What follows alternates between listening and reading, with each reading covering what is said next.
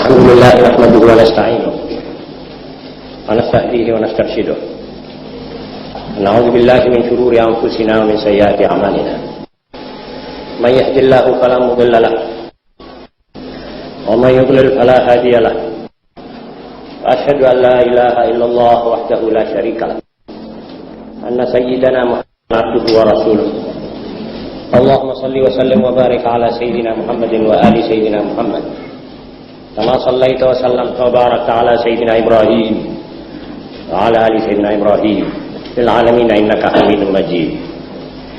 أما بعد فإن أصدق الحديث كتاب الله وخير الهدي هدي سيدنا محمد صلى الله عليه وآله وسلم إن شر الأمور محدثاتها وكل محدثة بدعة وكل بدعة ضلالة وكل ضلالة في النار. Diktat yang ke-51 ini mengandung ajaran-ajaran yang tidak sembarang ajaran. Ajaran-ajaran yang penting kita ketahui, kita indahkan dan kita amalkan secepatnya. Memang kita ini harus belajar daripada ilmu orang lain atau dari pengalaman-pengalaman orang lain. Pengalaman yang baik dari orang lain itu perlu kita ambil, dan ilmu yang nafi' perlu kita pelajari. Itulah yang saban-saban kita baca bersama dalam diktat-diktat pengajian kita ini. Sekarang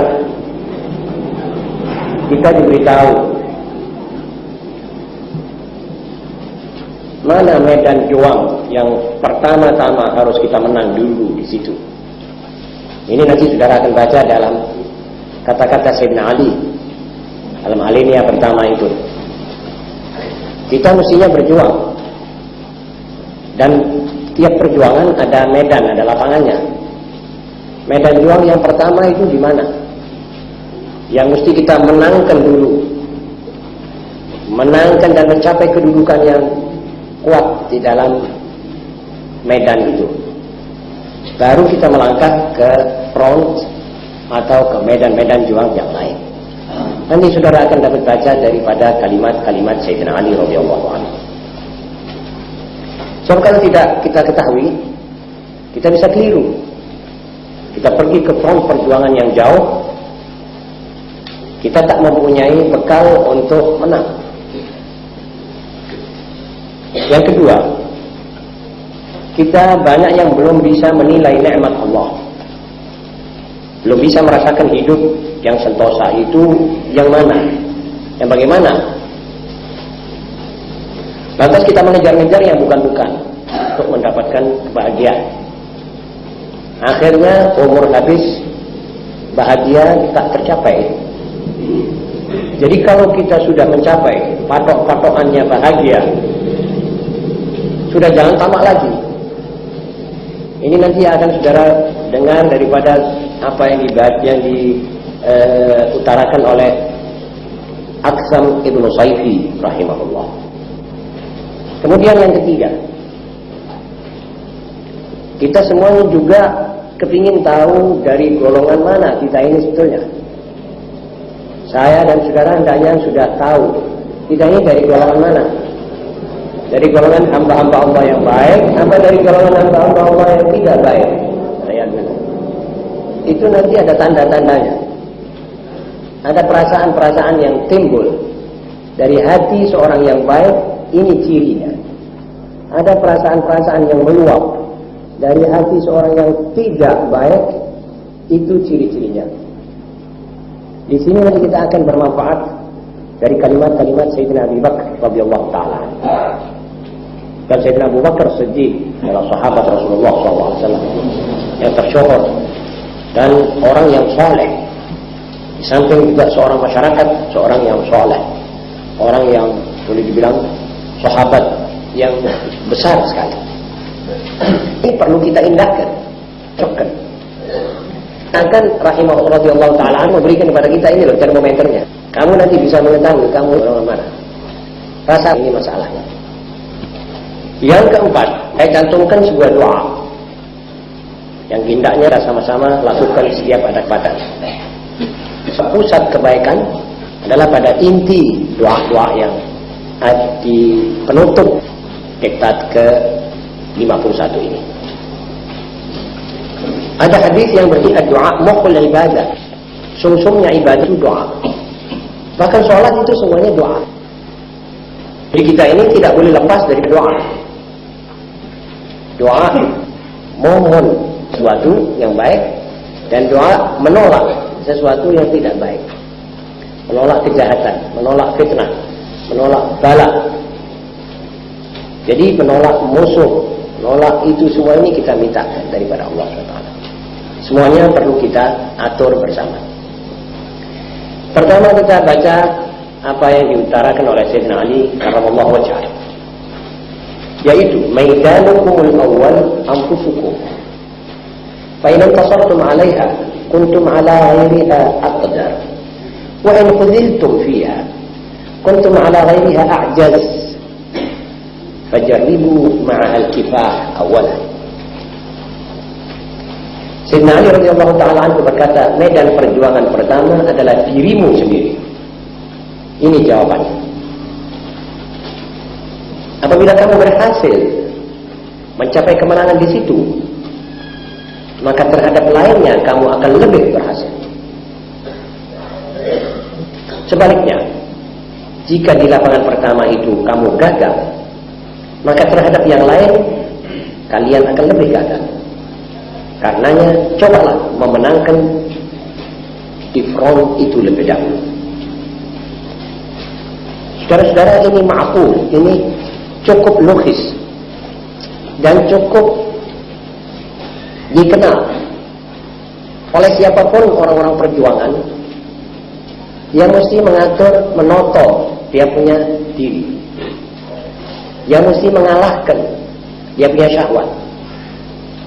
Dia pertama-tama harus bisa menundukkan dia punya keinginan-keinginan yang tidak baik, mengontrol dia punya napas dalam menghadapi sesuatu. Keinginannya yang tak terbatas dibatasi, pikirannya yang mau melantur diatur. Ini front, ini lapangan perjuangan. Kalau kita menang di sini, kita akan bisa taklukkan seluruh dunia ini. Ini cocok. Nah, kalau saudara tanya kenapa umat Islam di dunia ini tidak ada yang menang, sebab mungkin karena masalah ini tidak diupengi, tidak diindahkan. Kenapa pemimpin-pemimpin Islam selalu membeu, tidak berhasil mempunyai satu pendirian yang teguh? Sebentar saja dia sudah menyerah.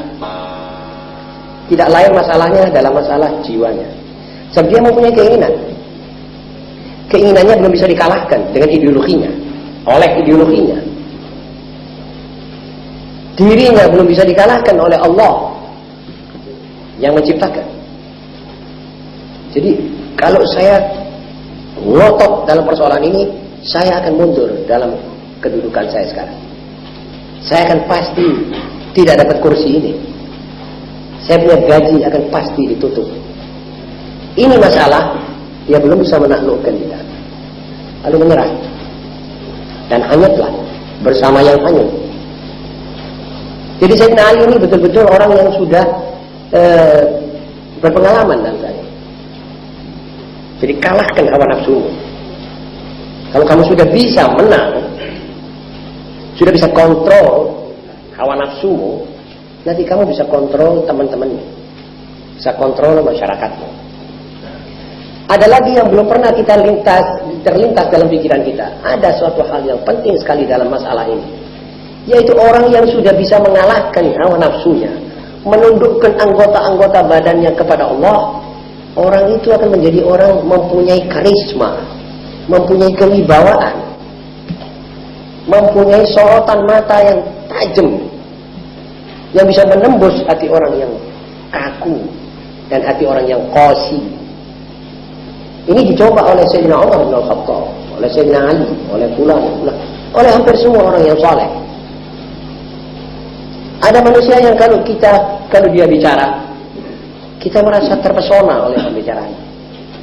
Itu jiwanya sudah terkontrol. Lebih terkontrol, lebih cepat. Dan bisa satu orang menguasai satu negara. Berapa saja jumlah isinya negara itu. 100 juta, 500 juta bisa dipimpin oleh satu kepala. Yang sudah bisa ngatur jalannya dia punya diri. Dan keludak-keludaknya hati ini.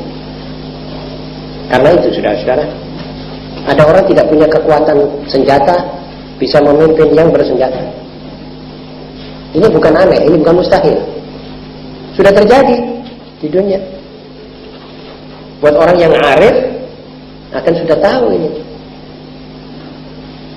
Ada satu orang menguasai satu angkatan bersenjata yang begitu hebat dan besar. Dia dari luar. Karena rupanya itu orang sudah terlatih. Jadi puasanya, ibadahnya, sunat-sunatnya, akhlaknya Nabi Muhammad SAW, itu semua sudah diterapkan. Keinginan-keinginannya yang berlebih-lebihan sudah bisa disingkirkan. Apalagi keinginannya untuk maksiat. Itu tidak pernah melintas, barangkali tidak pernah melintas. Jadi dia kekuatan rohnya itu besar. Bisa menyeret 100-200 gerbong. Kalau loknya ini kuat, lokomotifnya ini kuat, bisa menyeret 100-200 gerbong. Lihat berapa dia punya power. Begitu juga manusia. Dan inilah yang paling besarnya manusia adalah Nabi Muhammad SAW. Ini contohnya. Beliau sebagai manusia sudah bisa mengontrol dia punya keinginan. Beliau sebagai manusia sudah bisa mencocokkan kata-katanya dengan perbuatannya. Kalau dia bilang ayuhan nas, hidup sederhana, dia sederhana juga. Sudah cukup. Jadi bahkan lebih di bawah prasada sederhana, di bawah minimal. Jadi dia pernah hidup dengan kurma sama air 2 bulan. Saudara tidak kuat. Dan dia tahu sahabatnya semua itu tidak kuat. Tapi dia percontohkan begini manusia yang akan betul-betul dekat pada Allah Subhanahu wa taala. Nabi Muhammad SAW seumpamanya, tapi dia tidak pernah minta. Dia tidak mau dicontoh oleh umatnya begitu. Seumpamanya dia minta sarapan dari surga, turun sarapan dari surga. Kenapa Nabi Isa bisa? Kenapa nabi-nabi yang lain bisa? Kenapa? Nabi Muhammad malah lebih cepat saya kira. Tapi dia tidak minta. Dan sahabatnya pun sungkan mau minta. Seperti mana Bani Israel minta kepada Isa. Mintakan dari Tuhan satu meja makan yang lengkap. Kami ingin merasakan, baru kami mau beriman. Anzil alaina ma'idatan minas sama' takunu lana 'idan li awwalina wa akhirina wa ayatan mink warzuqna wa anta khairur raziqin. Qala Allah inni munazziluha 'alaikum. Faman yakfur ba'du minkum ila akhiril ayat. Nabi Muhammad SAW tidak ke situ. Kesenangannya dia walu. Yang paling murah. Itu dia suka makan walu. Kalau ada hadiah daging dia makan. Sebelum dia makan dia panggil sahabatnya. Ayo makan semua. Jadi walaupun sairis-sairis kecil dirasa kecil. Beliau sendiri pernah dapat hadiah susu. Ada satu orang meres kambingnya, kok teringat Rasulullah SAW. Dikirimi satu gelas. Keluar malam bawa itu. Ketemu Abu Hurairah. Kemana engkau Abu Hurairah? Jam 1 malam ini, malam. Kemana? Saya cari makan ya Rasulullah, lapar. Dia bilang, nanti minum. Belum diminum, diminumkan Abu Hurairah. Kata Abu Hurairah, sudah ya Rasulullah, segelas, dia sungkan mau. Dia bilang, minta minum lagi. Sudah ya Rasulullah, dia bilang, minum lagi. Berkata Abu Hurairah, saya disuruh, saya berhenti. Dia bilang, disuruh lagi. Sehingga wallahi, kata Abu Hurairah, saya rasa itu susu mau keluar dari kuku saya, saking kenyangnya saya susu. Sampai Abu Hurairah bilang, wallahi ya Rasulullah, tidak ada tempat. Bas, kalau sudah tidak ada tempat sih. Panggilkan yang lain. Abu Bakar tak itu minum. Fulan minum, Fulan minum. Sisanya dia minum. Saudara-saudara, baju dihadiahkan. Tidak ada satu, dan Rasulullah SAW tidak pernah dimintai oleh satu orang dan dia bilang tidak. Apa saja yang diminta dikasih.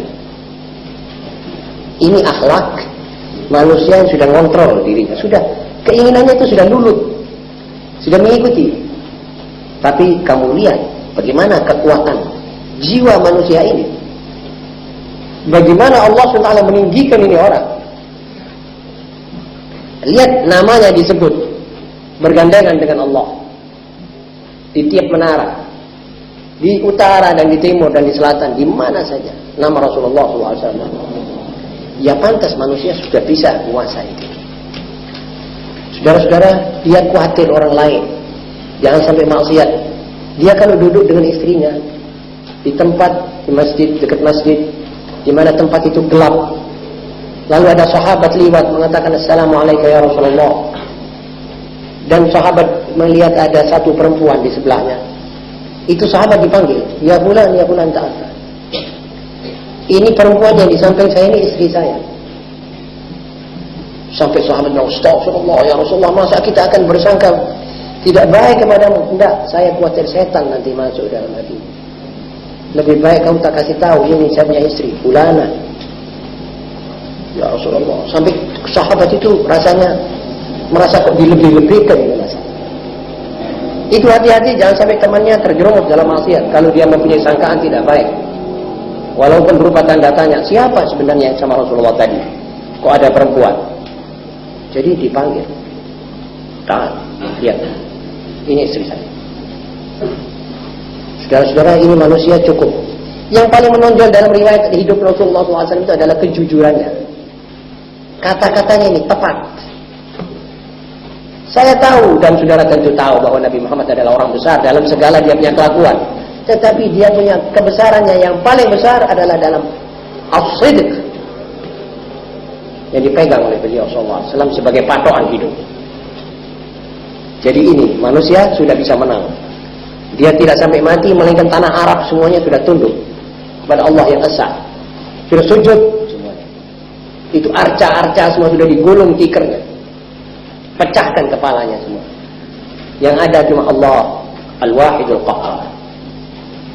Tidak ada suara fulan, tidak ada suara fulan. Yang ada Allah dan kami, kita hamba-hambanya. Jadi lapangan dirimu sendiri. Coba kita jangan keluar kemana-mana. Jangan berusaha mengatur kalau lapangan dalam belum selesai. Ini front yang paling penting. Yang kedua, qala aqsamu Nusayri al-'aishu fi sab'ati asya'. Kata Aqsam, salah seorang ahli tasawuf, hidup ini sebetulnya tersimpul dalam 7 perkara. Pertama, al-waladul bar, az-zawjatu salihah, wal akh al-musa'id, wal khadim al-aqil, wal afiyatu as-sabighah, wal qutul kafi, wal amnu syamil. Kehidupan itu adalah dalam 7 perkara. Pertama, anak yang bakti. Kalau seorang sudah mempunyai anak yang bakti kepadanya, sebetulnya itu orang sudah mempunyai 1/7 hidup yang paling nikmat di dunia. Sebab kalau ini disetel oleh Allah, setel kencang, artinya disetel oleh Allah SWT tidak cocok, sehingga satu manusia mempunyai anak yang tidak soleh, kelabakan ini orang tua itu. Mudah-mudahan kita semua tidak mengalami ini, saudara-saudara. Ini cilaka. Satu musibah yang paling berat.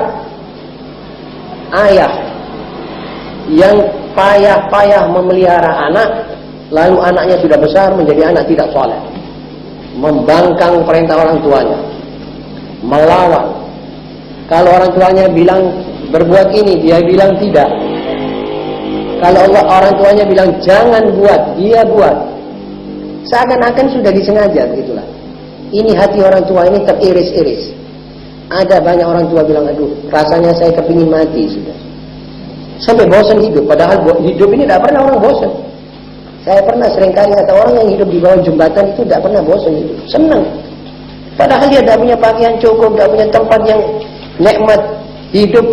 Mungkin satu malam itu satu sendok kecil darahnya habis sama nyamuk, tapi dia girang. Namun seorang tua yang mempunyai anak yang tidak soleh, itu sudah kepingin rasanya, sudah ambilan mari nyawa saya ini ya Allah, seperti begitu. Dari apanya? Dari musibahnya. Karena itu ini satu bagian. Yang kedua, az-zaujatu salihah, istri yang salihah, istri yang salihah. Atau sebaliknya suami yang soleh buat seorang istri. Kalau seorang suami mempunyai istri yang tidak solehah, sama juga sama yang pertama tadi. Istri yang dalam istilah bahasa Jawa ganyang hati. Jadi apa saja yang tidak diingini oleh suaminya dikerjakan.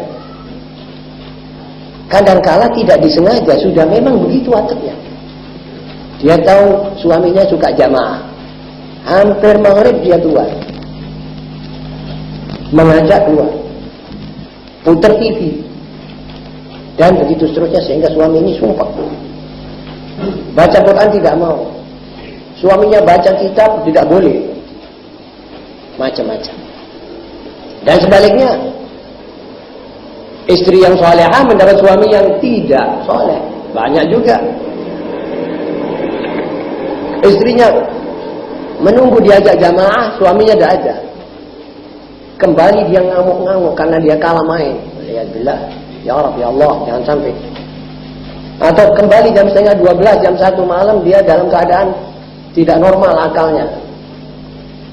Baunya bau alkohol. Bayangkan bagaimana hatinya ini perempuan. Jadi istri yang salehah atau suami yang saleh, ini dua-dua termasuk nikmatnya hidup. Itu sebetulnya hidup. Apa sih sebenarnya hidup ini? Ya rumah tangga yang tentrem.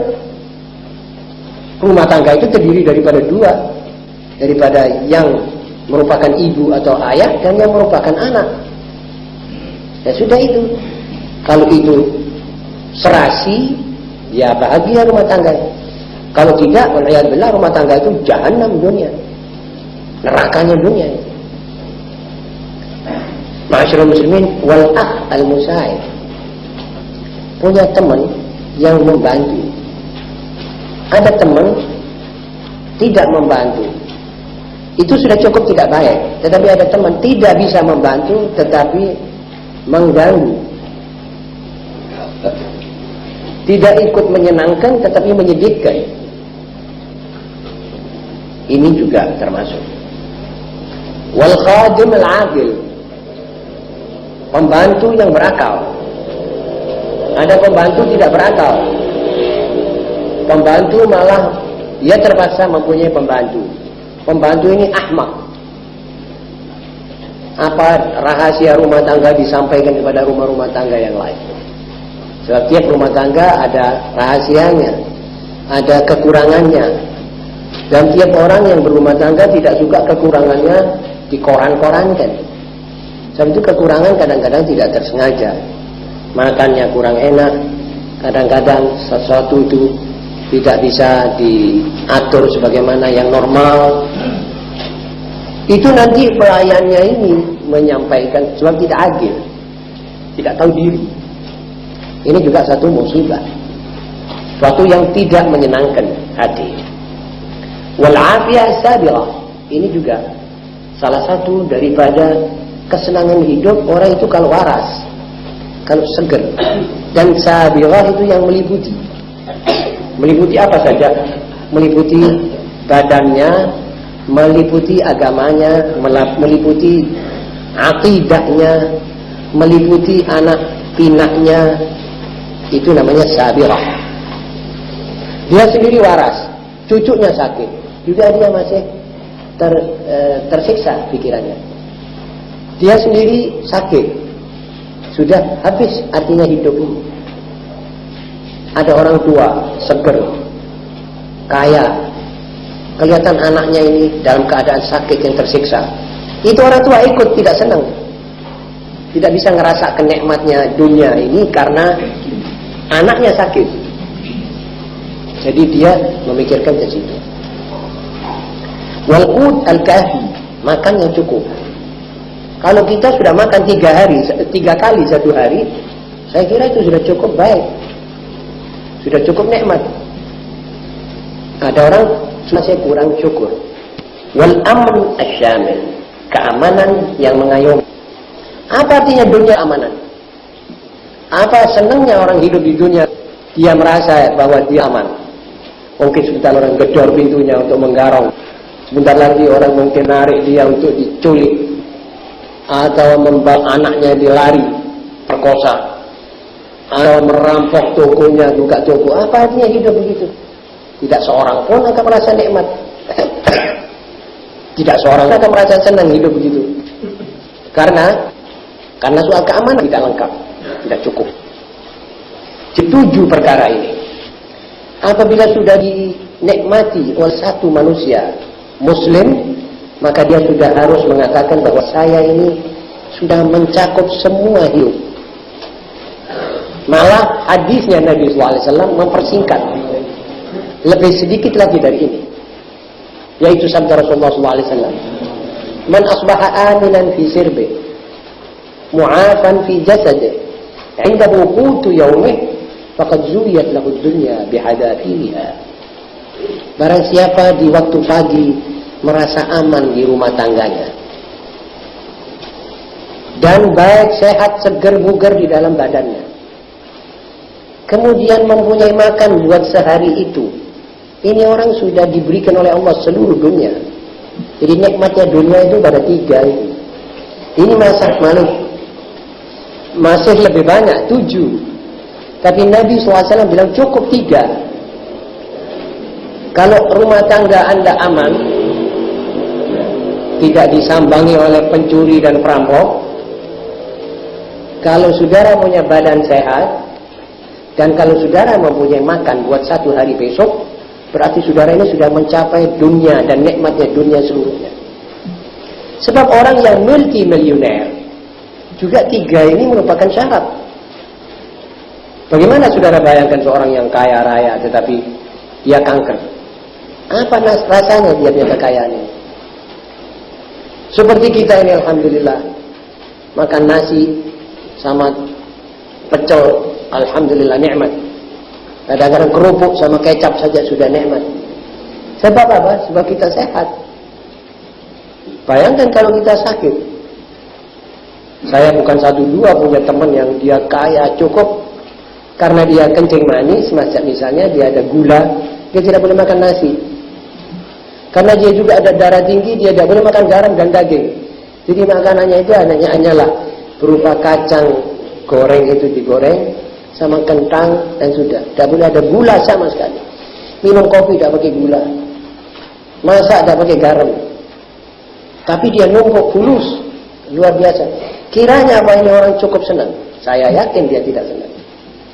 Kalau saudara mau coba sampai mau merasakan begitu, saudara coba saja. Walaupun saudara baik, tidak apa-apa toh, biar saudara tahu nikmatnya. Kalau saudara coba, saudara besok diet.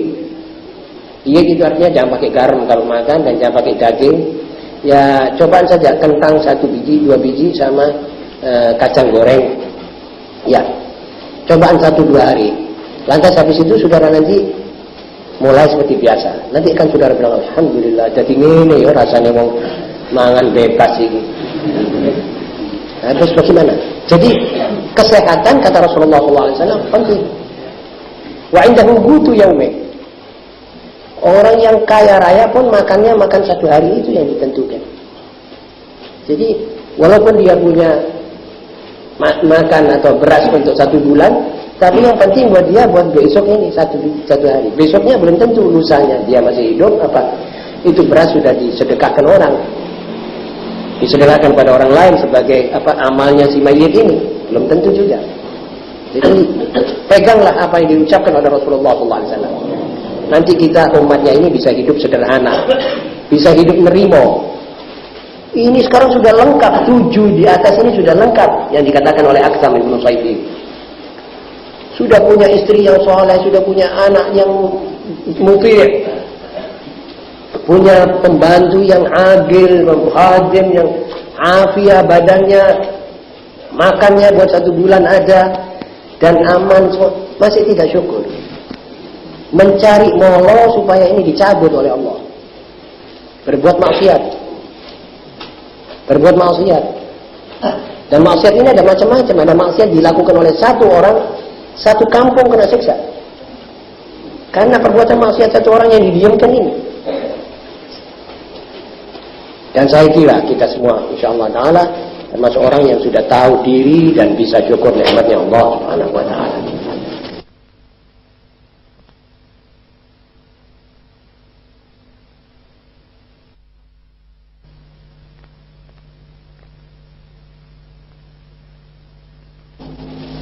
Wastaghfara lil mudlim wa da'al mudbir wa a'ana al muhsin.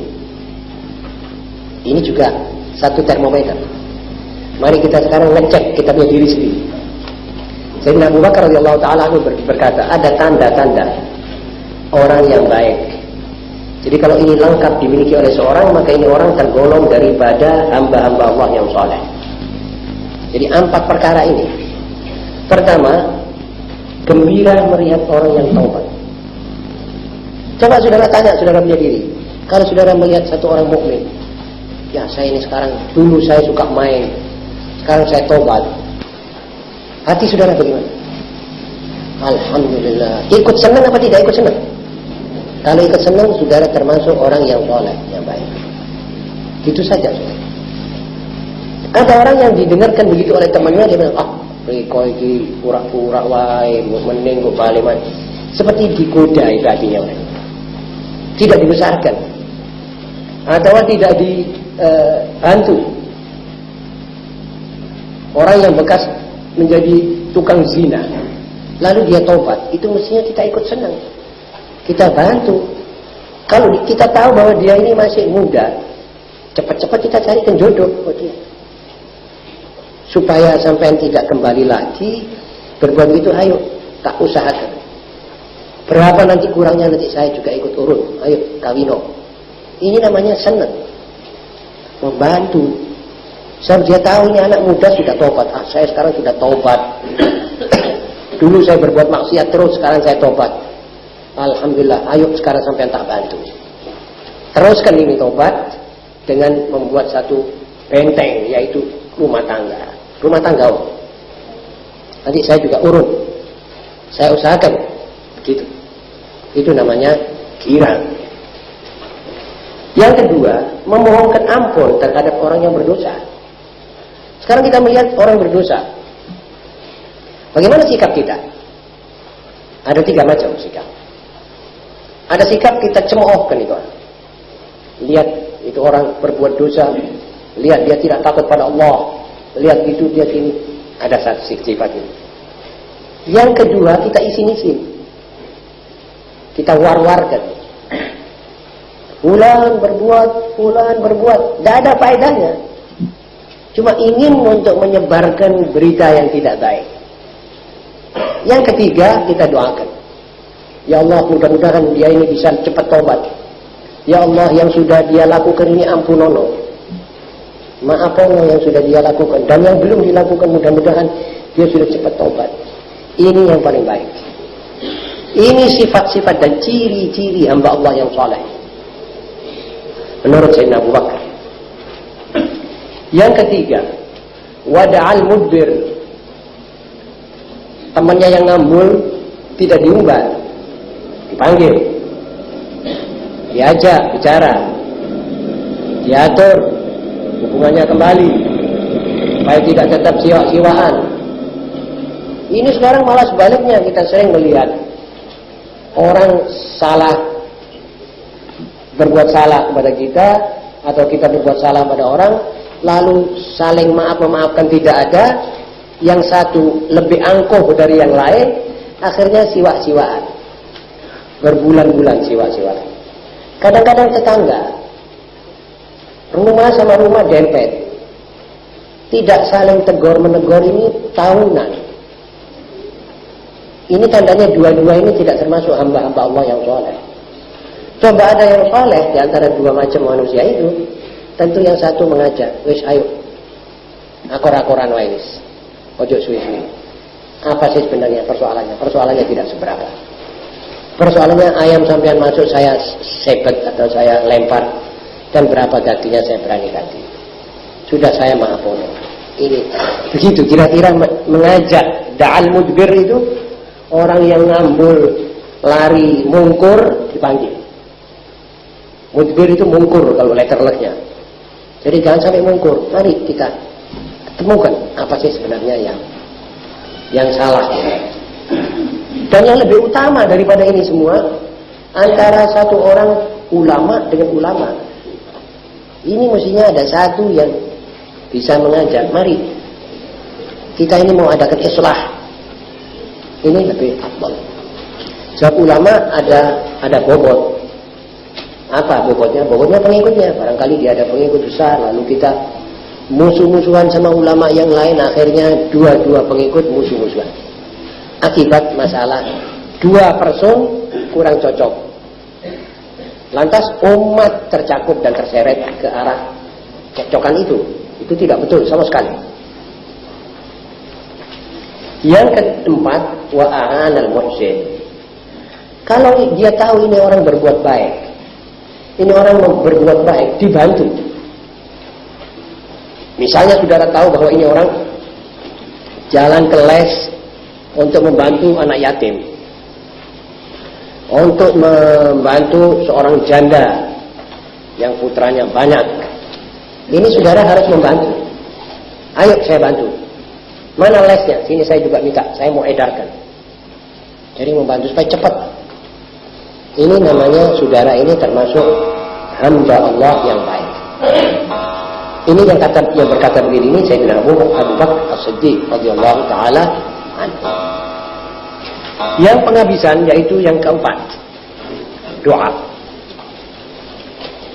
Bunyinya doa itu, Allahumma inni a'udzubika an aqula zura au aghsha fujura au akuna bika maghrura. Ya Allah, aku berlindung denganmu dari bertutur dusta dan melakukan kemaksiatan atau merasa congkak denganmu. Pertama-tama kita minta daripada Allah Subhanahu wa taala supaya kita punya lidah ini tidak tergerakkan oleh kebohongan. Ini permintaan. Dan permintaan ini diterima oleh Allah. Kalau kita betul-betul jujur meminta. Jadi kalau kita bangun malam, inilah minta. Ada sebuah hadis yang bunyinya kalau tidak salah, Allahumma tahhir qalbi minan nifaq wa amali minar riya wa lisani minal kadhib wa aini minal khiyana fa innaka ta'lamu kha'inatal a'yun wa ma tukhfi sudur. Ya Allah, bersihkan hatiku dari sifat-sifat munafik. Bersihkan amalku daripada riya dan amal riya. Kita dipuji orang, kita disebut orang, kita ditulis namanya di mana-mana. Riya. Dan bersihkan lidahku dari omong palsu dan dusta. Dan bersihkan mataku dari lirik-lirikan yang khianat. Sucikan mataku dari lirikan yang tidak cocok. Ma'asyiral muslimin, ini doa Nabi. Bukan Nabi mengerjakan begitu, tapi Nabi mengajarkan kepada umatnya untuk pandai berdoa seperti itu. Jadi ini di sini dikatakan Allahumma inni a'udzubika an aqula zura. Zur itu palsu, saksi palsu, kata-kata palsu. Perbuatan juga bisa palsu. Au aghsha fujura, atau aku melakukan maksiat. Maksiat besar,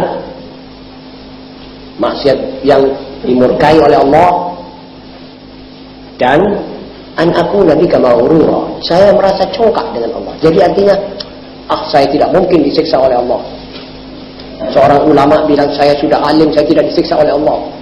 Seorang yang berketurunan baik, dia bilang saya turunannya fulan dan fulan, tidak mungkin disiksa, tidak mungkin masuk jahannam, wa bi'sal mawid. Yang berkata saya begini, ini maghrur. Ini hendaknya kita minta Allah membersihkan dada kita dari sifat ghurur, congkak. Karena dia kira Allah sudah, rahmatnya Allah meliputi segala-galanya, sudah kita terjun saja di dalam maksiat, nanti toh Allah akan mengampuni kita. Saya tidak akan masuk jahannam sebab saya akan diampuni oleh Allah. Ini tidak boleh. Apalagi kalau perbuatannya itu sudah jelas perbuatan maksiat, lalu dia perkecil artinya. Cuma saya mengambil uangnya bulan 15.000. Apa sih? Tidak ada apa-apa. Allah akan mengampuni. Ini namanya maghfur. Saudara-saudara yang terhormat, dengan demikian maka isi dari diktat ke-51 ini telah saya komentari secukupnya. Tinggal mudah-mudahan kita bisa amalkan sama-sama.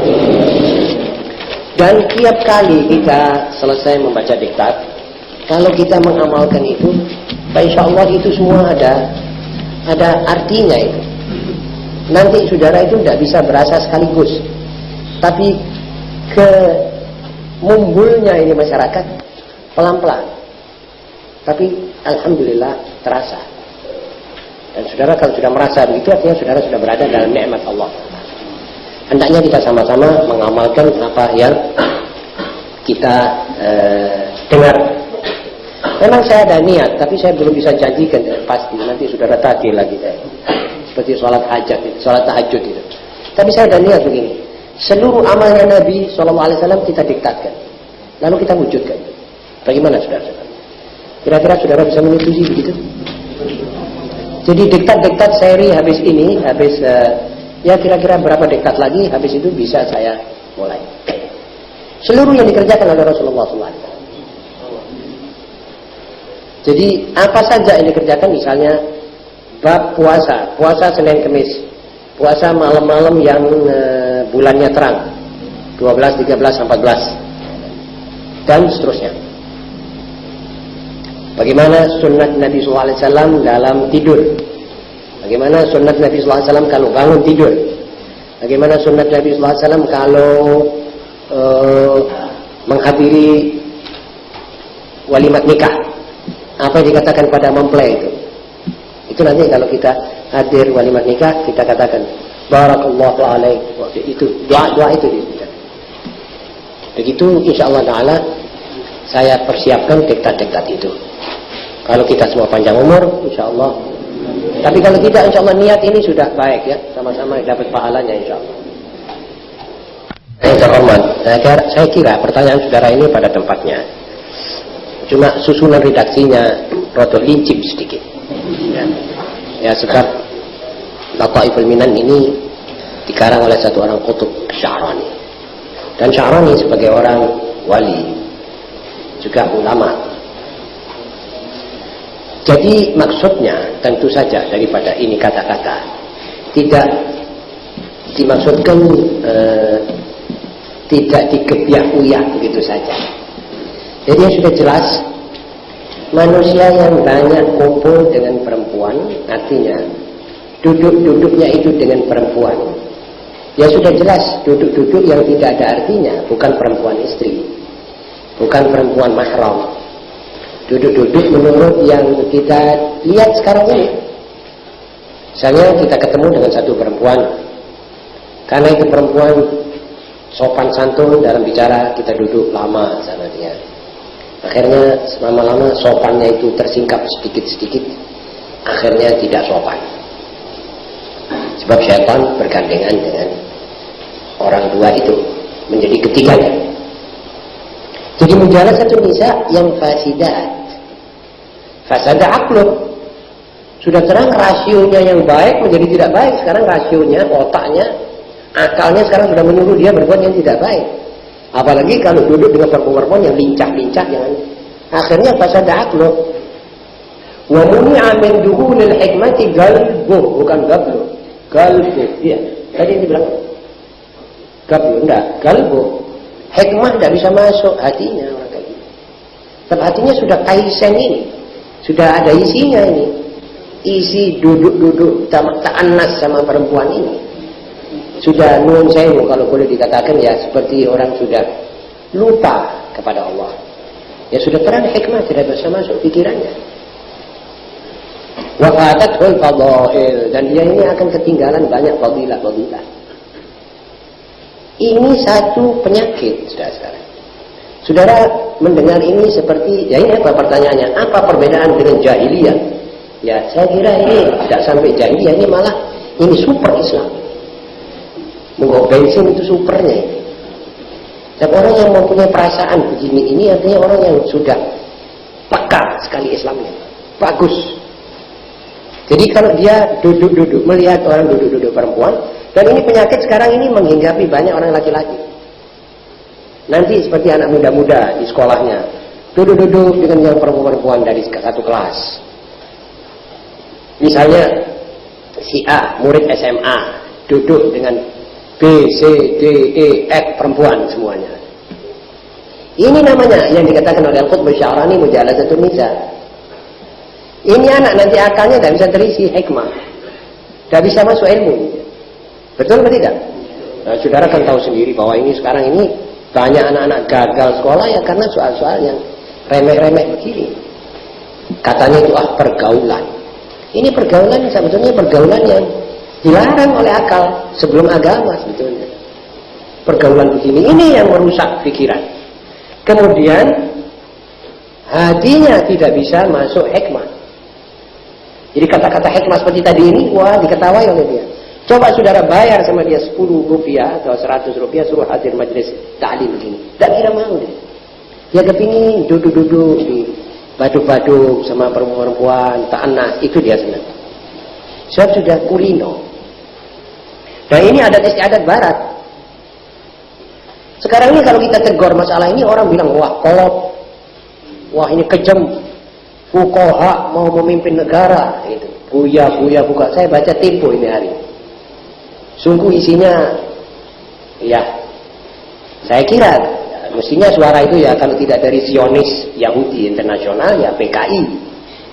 Sebab dia itu sinis sekali melihat Islam, mendengar Islam itu sinis. Dia lupa bahwa Barat yang dia kiblati atau Timur yang dia ambil syariatnya itu syariat komunis Lenin, itu kejamnya tidak bisa disifat itu. Dia bicara tentang bagaimana itu Khomeini ngelabrak orang membunuh. Lah saudara tidak tahu apa yang dilakukan oleh yang dibunuh. Kenapa saudara kesusu? Ini CIA membunuh orang yang tidak salah. Kok saudara tidak bicara? CIA itu tiap menit membunuh orang. Sampai pimpinannya sambat. Kok tidak ada orang bicara? Yahudi melabrak orang Arab. Sekali malam, satu malam 18.000 dibunuh sama Yahudi di Deir Yassin. Kenapa dia diam? Kok tidak bilang kejam? Waktu Khomeini menjalankan hukum bunuh terhadap yang membunuh, dia ribut, bangun, duduk. Kalau saudara baca Tempo, saudara akan mengatakan, wah, tidak waras wong ini. Hatinya penyakit, ada penyakit hatinya. Emma hati orang Nasrani, wa emma hati orang Majusi, wa emma hati orang yang dicekoi oleh peradaban Barat. Ya sudah terang. Orang kalau sudah biasa duduk dengan peradaban Barat, ya merasa jingkat kalau ada orang bicara Islam. Saudara tahu itu Rufaidi ini yang bakal diadili ini pernah traktornya manusia demonstrasi di traktor dengan tank. Itu jenderal-jenderal Safak itu membasmi satu malam ribuan orang, ya seperti yang di Deir Yassin ini atas usaha dan perintah kaum Yahudi di Irak. Apa ini minta disuruh naik banding turun banding? Lah kok cik suenya? Ini rakyat menunggu. Saya punya anak 2 mati di situ kata orang. Saya punya istri mati tergilas oleh tank-tank raksasa dijalankan seperti dia traktor sawah dok. Kata ini orang kok biadab. Biadab yang mana yang adab kalau ini saudara bilang biadab? Orang bunuh dibunuh. Lah kok saudara ikut jingkrak-jingkrak lah ini di sini nih. Cekok-cekokannya orang-orang Barat. Cekok-cekokannya CIA dan Yahudi. Di sini letaknya. Jadi kita ini seakan-akan hidup kita ini yang beradab. Beradab itu kalau ada perampok masukkan penjara menurut hukumnya Barat, lalu biar dia ketemu sama beberapa orang perampok lagi yang lebih lihai, keluar merampok, masuk lagi, merampok lagi, masuk lagi sampai hari kiamat, itu yang betul. Kenapa kita mesti kritik hukum Allah pakai jam tangan yang masih menetes darahnya, dibawa kata-kata sastra seperti iya yao gitu kata orang. Ini orang perlunya diajak betul-betul duduk diskusi. Dan mudah-mudahan saya ada waktu menulis di Tempo, saya akan bilang, saya fuqaha, mari kita duduk diskusi. Mestinya begitu, supaya dia tahu bahwa ini orang omplong, tidak tahu apa-apa, tahu cuma taklid buta tok saja. Jadi dalam hal-hal begini kita mesti indahkan hukum Allah. Perempuan pakai kudung ribut dunia, kenapa perempuan disuruh pakai kudung? Ikut demonstrasi Iran, itu yang maaf jalan yang sudah gegernya terbuka, tangannya terbuka, itu kepingin terus begitu. Ini orang perlu dikasih aturan, kamu harus begini. Itu bukan satu peradaban. Tapi kalau sudah orang biasa di jamban, maaf, dia sudah tidak berasa bau basi. Sudah lama misalnya duduk di jamban 1-2 hari, sudah dia tidak berasa bau basi sudah. Tapi orang yang baru meliwat di situ sudah tidak kuat. Orang yang sudah hidup di jumblangnya barat, sudah tidak bisa bau minyak wangi, dia sudah tidak. Dan mana mungkin keluar darah hidungnya kalau dikasih minyak wangi. Maaf saudara-saudara, ini satu contoh. Kebetulan baru saja hangatnya tadi saya baca. Mudah-mudahan kata-kata saya tadi ini tidak karena marah, karena saya mendengar itu kecewa saya. Itu dibaca oleh warga negara kita segini banyak sebelum ditapis. Apakah hukumnya yang dikritik? Apakah Humaininya dan orang-orang fuqaha pakai buya ahli fikih? Kalau sudah memimpin negara ya gitu. Jadi kita orang ahli fikih ini tidak bisa memimpin negara. Kalau tidak sekolah di Amerika tidak bisa memimpin negara. Nah, ini kan bebek pada politik Yahudi, ini sudah jelas. Siapa menurut gitu? Ya, jadi jelas saudara-saudara, yang dimaksud ini adalah manusia yang mau dirinya hidup bertengah-tengah wanita saja, itu akalnya akan rusak dan hatinya tidak bisa termasuk hikmah dan akan banyak ketinggalan fadhail. Betul ini kata Lataiful Minan. Saya setuju. Bukan berarti seluruh cara duduk dengan wanita tidak boleh. Soal duduk dengan istri dan anak-anak perempuannya, seorang duduk dengan kakak dan sanak saudaranya yang mahram, ini malah sunnah. Tidak fatatul fadhail, dia akan dapat fadhail. Kalau dia duduk mengajar perempuan dalam keadaan-keadaan tertentu di mana tidak ada orang perempuan bisa mengajar, dia terpaksa mengajar dengan syarat-syarat yang dibawa oleh ahli fikih, hikmah, kudung dan lain-lainnya. Ini tidak apa-apa, tidak termasuk. Ini yang dimaksud duduk-duduk, jalasa, man aktsara min mujalasatin nisa. Jadi bukan istri, bukan sanak, bukan kadang, duduk-duduk, tanas-tanas, ini lama-lama membawa akibat sebagaimana yang saudara baca di sini. Jelas ya? Ini juga Yahudi mengatakan ini perkosaan. Nasrani mengatakan ini perkosaan. Minta supaya kita hidup seperti mereka. Yang lelaki gak boleh kawin lebih dari 1, tapi gundik 200. Ini katanya dia tidak perkosaan. Kaum hipis juga sekarang dia mau candu. Misalnya dia mau hipis, dia mau madat, dia mau heroin. Anak-anak muda mau suntik candu. Kalau dilarang, jangan. Apa ini perkosaan ini? Jangan memperkosa saya, biar saya isep candu. Bagaimana jawab kita? Yang di sini kita malah nolak. Kenapa kita nolak di sini? Kenapa kita tidak bebaskan sekali? Kenapa kita tidak anggap anak muda yang mau zina, kita bilang iya sudah betul, tidak boleh kita perkosa saudara, silahkan saja. Kalau begitu sudah tidak ada beradab, tidak ada adab. Jadi orang yang kita kira beradab sebenarnya belum punya sedikit pun adab, yaitu Barat. Barat ini tidak ada adab, belum beradab. Peradabannya hanya pada alat-alat yang modern. Dia bikin kulkas, dia bikin tape recorder. Ya ini yang dimana orang kalau tidak punya ini ya tidak apa-apa, yang masih urip. Betul saudara? Kalau saudara tidak ada tape recorder, bisa hidup apa tidak hidup? Kalau saudara tidak punya kulkas, apa saudara mati? Tidak ada kapal terbang, apa saudara mati? Tidak. Tidak ada Mercy, apa saudara mati? Tidak. Semua peradaban Barat itu model ini. Jadi tidak ada harganya sebetulnya. Harganya sedikit, yaitu membantu mempercepat perjalanan orang. Mempercepat, tapi jalan orang jalan. Sejak 800 tahun dulu belum ada mobil, orang jalan. Ya dengan kereta kuda, ya dengan apa? Ya tutup. Imam Malik itu belajar ke Madinah, Imam Syafi'i pergi ke Mesir, dari Mesir ke Madinah, jalan unta, ia tutup, ia belajar. Tetapi peradaban seperti ini bahayanya di bidang akhlak, di bidang agama, di bidang moral. Ini tekor jadinya. Apa artinya mercy kalau dipakai untuk menculik orang? Lebih cepat. Apa artinya pistol Colt itu kalau dipakai untuk nembak orang di tengah jalan? Di Amerika waktu membuat Mauser itu senapan yang pakai keker. Itu diempakno pertama-tama di kepalanya Presiden Kennedy. Sana ngarang keker dikena gendasnya Presiden Kennedy. Mati Kennedy ditembak oleh keker itu. Ini peradaban apa ini? Lebih baik orang hidup dan tolong kalau gitu. Sama-sama orang mau paten-patenan dengan alat modern.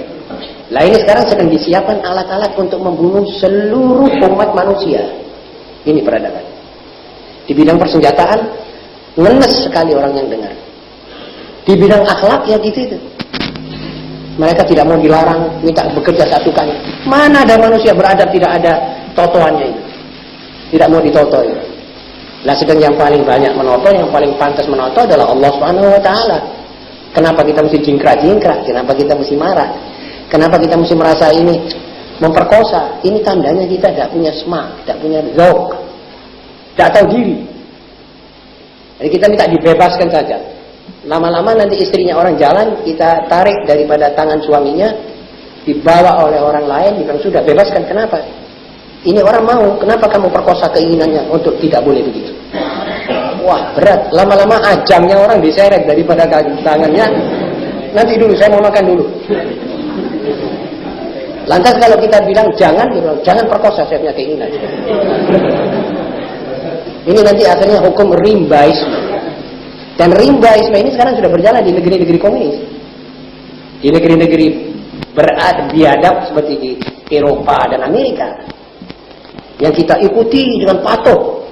Tidak ada hukum kecuali dari mereka. Tidak ada orang pintar dari mereka. Tidak ada orang bisa bernegara kecuali mereka. Artinya ini cara tersirat. Kalau kamu mau memimpin negara harus di bawah telapak kakinya orang-orang kulit putih dan bermata biru ini. Baru kami akui kamu bisa. Belajar dari kami. Untuk kami cekoi kamu dengan edul, elak, demedelen. Segala cara boleh asal kamu berkuasa. Ini nanti hasil pelajarannya. Kalau Nabi Muhammad SAW, kita punya sambutan yang seperti tadi di Tempo ini. Nah ini perlu ada kebebasan orang menyiarkan agama di Indonesia dan di mana-mana ini. Nanti ulama bisa memberi penjelasan betul. Apa sebenarnya latar belakang dari pemotongan tangan pencuri? Apa latar belakang daripada pembunuhan si pembunuh? Sebab kata firman Allah, walakum fil qisasi hayah. Sungguh kalau saudara baca Tempo, saudara kaget. Mana yang dikritik ini? Katanya seluruh syariat Islam di bidang pidananya apa perdatanya? Tidak disebut. Menyebabkan orang kabur. Dan ini memang kaki tangan CIA dan subversi Barat. Mudah-mudahan kita dapat manfaat daripada banyak membaca dan mengerti Islam sedalam-dalamnya. Karena itu saya ulangi lagi pesanan saya kepada diri saya dan saudara-saudara. Jangan ada orang yang tidak tahu agamanya ya. Tolong mulai malam ini saudara harus betul-betul menjadi ulama. Semua ini harus menjadi mengerti betul agama. Terserah pada apa gelar yang saudara dapat. Ulama, apa ustadz, apa-apa. Tapi saudara harus menjadi orang mengerti. Jangan sampai dibujuk ya orang. Jangan sampai liwat ini kata-kata begini. Nanti saudara terima itu dengan apa? Dengan perasaan lega. Bahwa dunia tidak boleh dihukum oleh Allah. Harus dihukum oleh Barat. Oleh manusia. Dan manusia itu harus Barat. Sebab yang kuat Barat. Kalau sudah Allah kita singkirkan, tinggal manusia yang hukum. Yang hukum siapa sekarang? Apa saudara bisa jadi memimpin dunia? Tidak bisa saudara. Mesti yang kuat. Ini hukum manusia tidak pakai Tuhan adalah yang kuat, yang berkuasa. Lantas kita semuanya kembali ke Barat. Sudah jelas saudara-saudara? Ada pertanyaan lagi? Ya Rabbana darabna bi'annana darabna wa lana asrafna ala ladha asrafna wa tum alayna tawbah fasir bi kulli arba wa